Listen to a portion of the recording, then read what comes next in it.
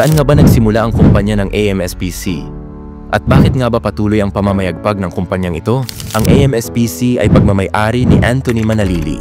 Nagsimula si Anthony bilang online seller ng mga segunda manong computer. Bumibili siya ng mga lumang parts ng computer at i-assemble niya ito para ma-post sa marketplace. At simula noon, ay pinag-aralan niya kung papaano nga ba makakabenta ng mas maraming computer parts and laptops. Noong una ay nagtinda siya ng paisa-isa hanggang sa may mga nakausap siyang mga supplier mismo ng mga second-hand na mga computer. At doon nga ay nagdesisyon siya na magtayo ng isang computer shop kung saan pwedeng pumunta at makita ng mga customer ang kanyang mga produkto. Nagsimula siya sa kakaunting tauhan at nagtulong-tulong sila sa lahat ng mga gawain upang mapadali ang magbuo at pagbenta nito sa merkado.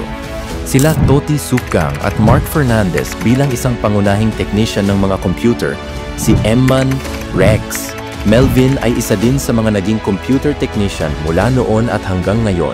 Si Rayan Zorca naman ay isa sa mga naunang delivery rider noon ng kumpanya at ang mga naunang marketing na sina Melody, Yiheng at Mariel ang tumutugon sa pag-aalok ng iba't ibang produkto online.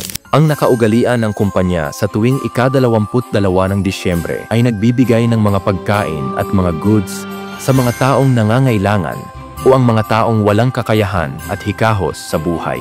Ito ay bilang pasasalamat sa Panginoon dahil sa mga natatanggap nila. 6 na taong namamayagpag ang AMSPC sa larangan ng pagbebenta ng mga computer and laptop. Kaya noong taong 2022 na pagpasyahan ni Anthony Manalili na magtayo pa ng isang tindahan ng computer. At ito ay ang PC Kingdom. Ang PC Kingdom ay isa sa mga lalong nagpalakas ng kumpanya dahil mas pinaaktibong pamamaraan at dekalidad na mga unit.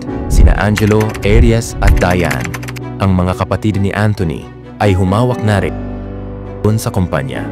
Sinundan naman ito ng computer warehouse noong Enero 2024 at nadagdagan pa ng branch na computer warehouse, Cavite March 2024 at computer warehouse Olongapo April 2024. Unti-unti nang dumarami ang empleyado at marami na rin ang natulungan ng kumpanya na magkaroon ng trabaho. Sa loob ng ilang taon, marami ng achievements at struggles ang natanggap ng kumpanya. Gayunpaman, patuloy pa rin ito sa pamamayagpag. Patuloy lang ang pagserbisyong tapat at dekalidad na produkto para sa mga taong nais magkaroon ng sariling computer and laptops.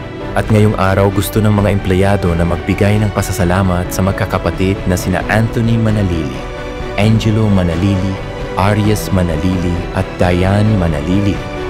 Maari po lamang na magsitayo ang lahat ng empleyado para sa pagbibigay pugay at pasasalamat sa ating mga boss. Bigyan po natin sila ng masigabong palakpakan.